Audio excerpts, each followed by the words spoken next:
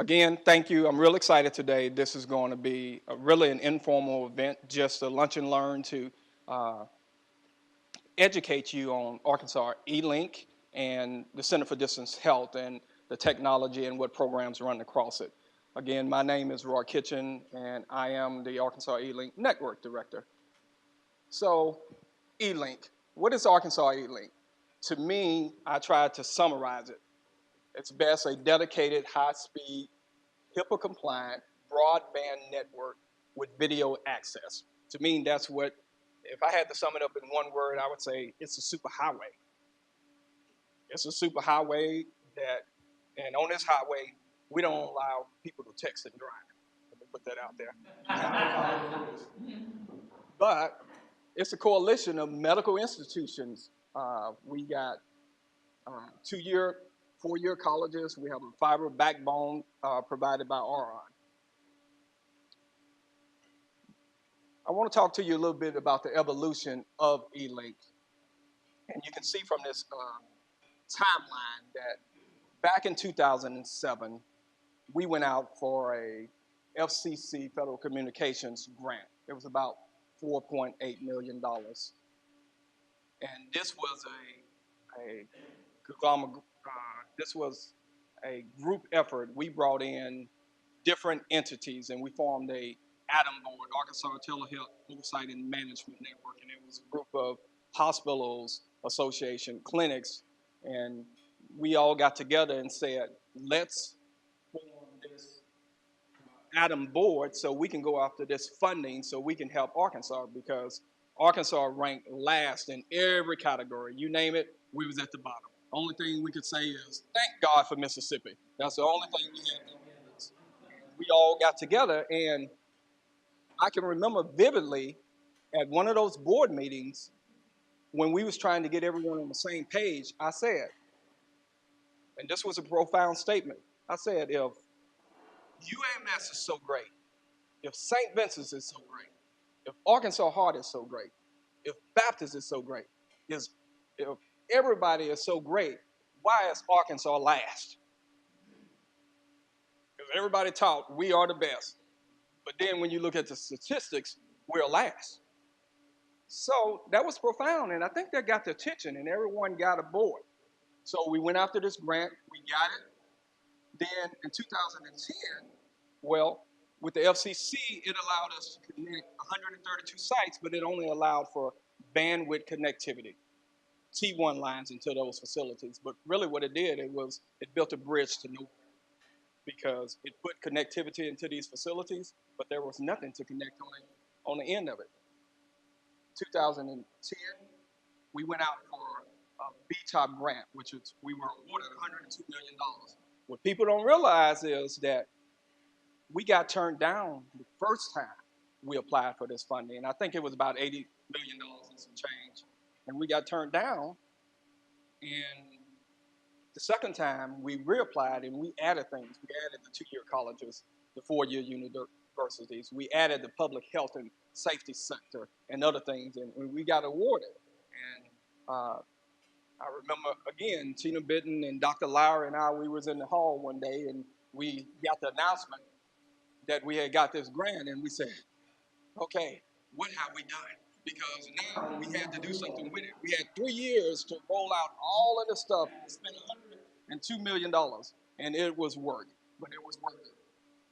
So with that BTOP grant, we end up connecting additional 249 healthcare sites, 44 higher educational sites. So we provided bandwidth into those facilities, and we provided equipment.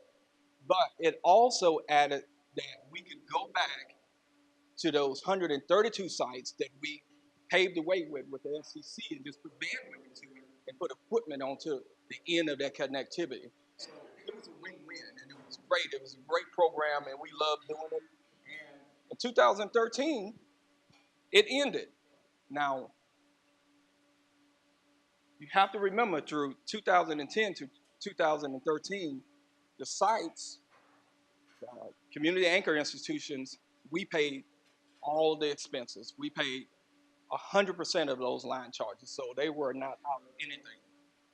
When that grant ended, June 30th, 2016, we went back out for another funding, USAC, Universal Service Administrative Company, uh, Rural Healthcare Connect Fund funding, and what that allowed is for to pay 65% of data circuits for eligible entities. If you were eligible, then the feds say, okay, for every $100, we pay 65. That's all you have to pay is 35.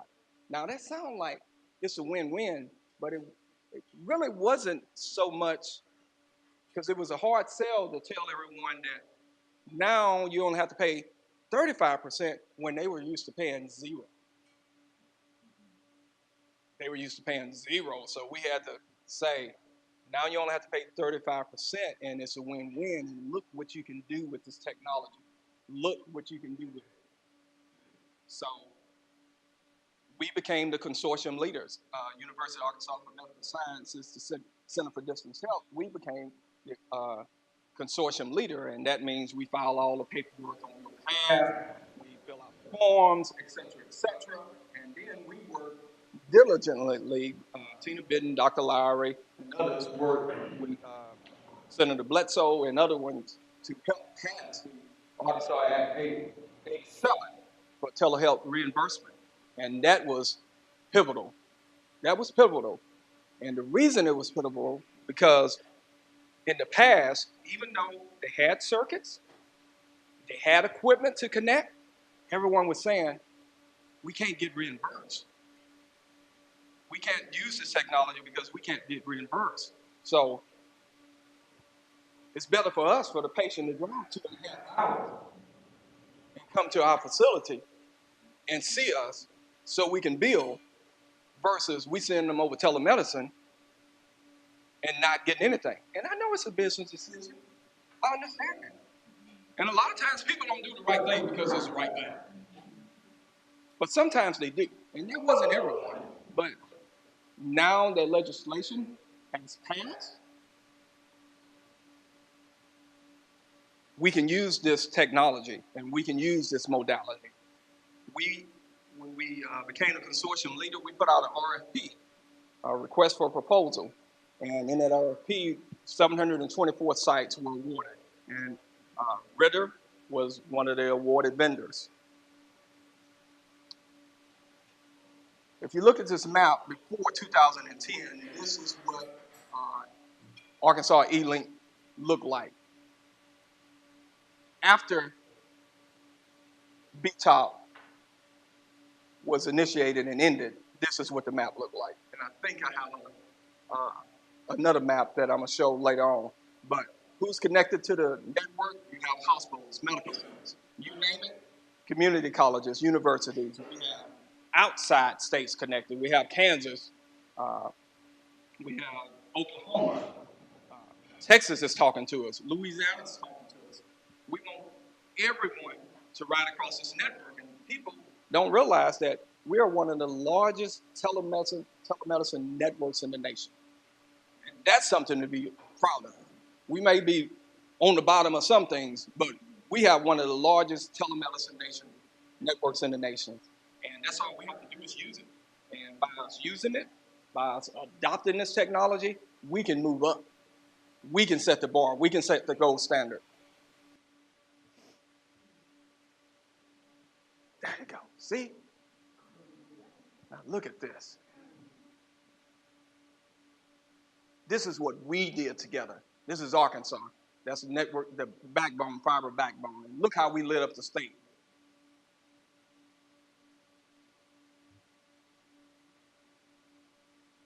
We wanted to play the Rocky theme, but we decided against it. We didn't want to get sued.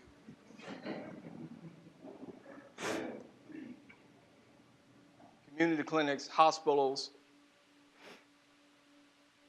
We're connected. We are a connected state. Arkansas E-Link. You don't see UAMS in that name. And the reason why, because this network is everyone's network. It's not about UMS. It's not about St. Vincent or Baptist or no one else. It's a network for everyone. That's why we named it Arkansas E. Again, now, since they done showed you these applications and since telemedicine reimbursement got passed, some of these things now you can use and be billed and can get billed for. And that's priceless. It's no need for someone driving from Fayetteville 2.5 hours down to UMS Baptist St. Vincent to get in the parking lot, to pay their parking, to find their way into that facility, to sit in a waiting room for a doctor that's running an hour and a half behind, for the doctor to see them for 15 minutes, when if they could have done it over telemedicine and that physician still could have got paid for it. Just doesn't make any sense. So Heifer, I think we have a lot in common. Heifer, their mission is to feed the world. Arkansas E-Link mission is to save the world. And together we can do it. And we do it one patient at a time, one CA at a time. That's our goal. Every day we're looking and saying, how can we make a difference? How can we make the world a better place? And where you live should not determine whether you live or die. Whether you black, brown, purple, green, or pink, it shouldn't matter. And it doesn't have to matter. We have a network. We have the resources. So if you don't remember anything else, I want you to remember that we're here to help you. And together, we can make Arkansas great again.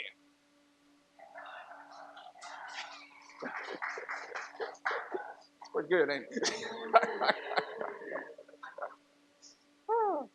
I have those moments every now and then. But so the Rural Healthcare Connect Fund, I wanted to show you the applications and say, why should you connect to us? The Rural Healthcare Connect Fund, it had two major goals: increase access to broadband and foster development and deployment of broadband to healthcare networks. That's what we did. We put out that RFP and we asked vendors to bid on it. We became the consortium leader. So if you want to be a part of this, that's all you have to do. You don't really have to do anything. We do all the work for you. So all you got to do is raise your hand and say, what can Arkansas E-Link do for me? And let us show you. We'll file the paperwork for you.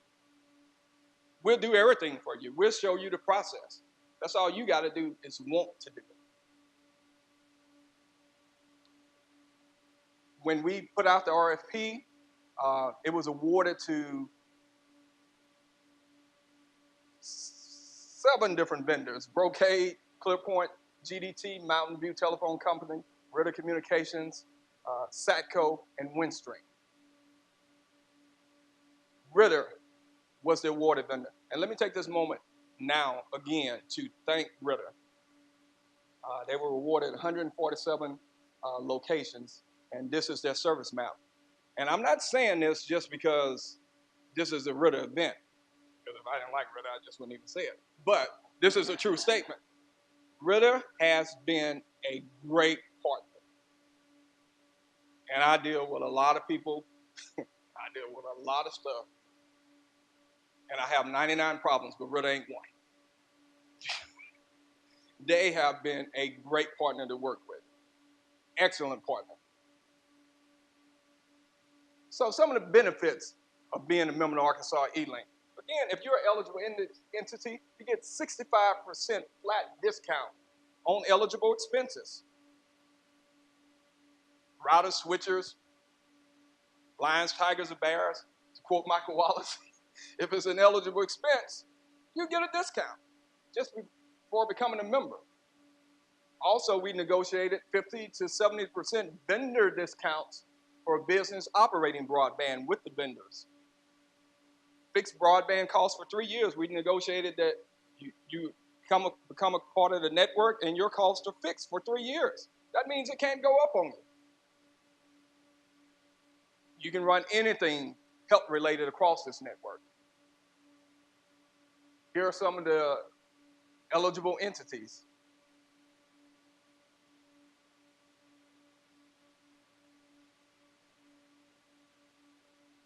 In January, this last one, skilled nursing facility. Skilled nursing facilities will be eligible starting January, and now we're working with skilled nursing facilities, for-profit and non-for-profit, to get them to determine if they're eligible for USAC discounts. And even if they're not eligible for USAC discounts for the 65% discount from USAC, they may get a better pricing because of the RFP pricing. So they may get a lower cost. All that stuff is complicated. So to become a Arkansas E-Link Consortium member, you sign a contract, Arkansas E-Link. You submit a letter of agency and a 460. Michael Wallace processes all that. He send it to you. You sign here. You fill out this. You send it back to us. We upload it. And you pay a small Arkansas E-Link membership fee. And it's real small. Because if you're not doing anything, you just pay a processing fee, and it could be $100 a month. We do everything for you. Some of the other benefits, the technical maintenance support, the infrastructure that it takes to run all of this stuff, network redundancy. We can provide you usage reports. If you want to know if your physicians or nurses are using this equipment at your facility, we can run a report and show you how often it's used, when it's used. Our goal, one of our major goals next year, I'm saying for FY17 or 18, 17, 18, is to increase the adoption of telemedicine. We have a new software platform. We call it E-Link Cloud. It's software that can go all the way down to your handheld device. It can go down to your smartphone. It can go down to your tablet. It can go to your video unit. It can go down to your computer. And it is great. It goes to the last mile. We just had a meeting with the Human Development Centers, and we was talking to them, and they was talking about using this application to go into the patient's home with iPads and connecting back to the physicians. Anything is possible. With E-Link Cloud, everyone is invited. Technology barriers don't get in the way, and we can cater it depending on your needs. Tell us, in a perfect world, how you envision making your place a better place, how you want to improve patient care. What's the flow? Present it to us and let us show you how we together can make it happen. Because the ultimate goal for everyone is patient care and to improve patient care. Again, that's just the evolution of UAMS Center for Distance Health, of what we're done using telemedicine.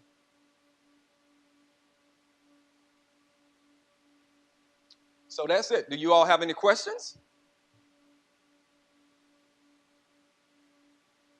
No? Okay, thank you.